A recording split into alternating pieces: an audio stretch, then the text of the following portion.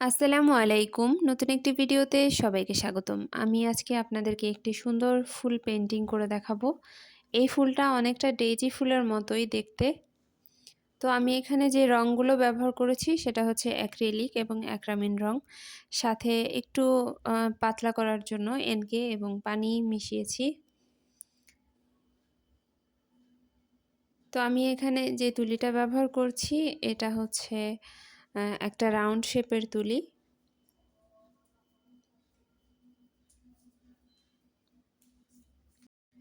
এই বেডশিটটা মূলত অনেক বড় একটা বেডশিট কিং সাইজের।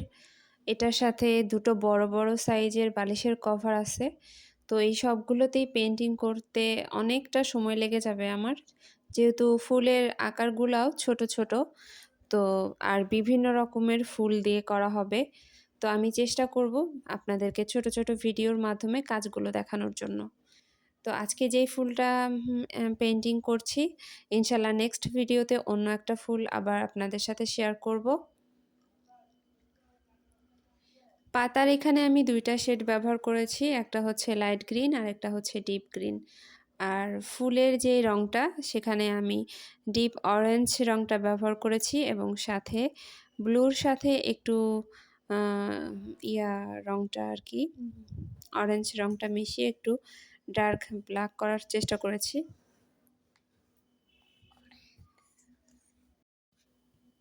দর্শক, রং সম্পর্কে এবং আপনাদের যদি কোনো প্রশ্ন থেকে থাকে কোনো বিষয় সম্পর্কে আমাকে কমেন্ট বক্সে জানাতে পারেন। ইনশাআল্লাহ আমি আপনাদের প্রশ্নের উত্তর দেওয়ার চেষ্টা করব।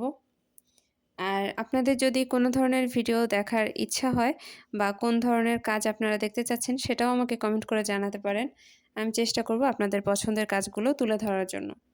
আবারও নতুন কোনো ভিডিও নিয়ে ইনশাআল্লাহ হাজির হব। তো সে পর্যন্ত সকলেই ভালো থাকুন। সকলের সুস্বাস্থ্য কামনা করছি।